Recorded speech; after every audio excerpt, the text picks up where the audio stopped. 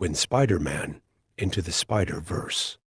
Use realistic sound effects.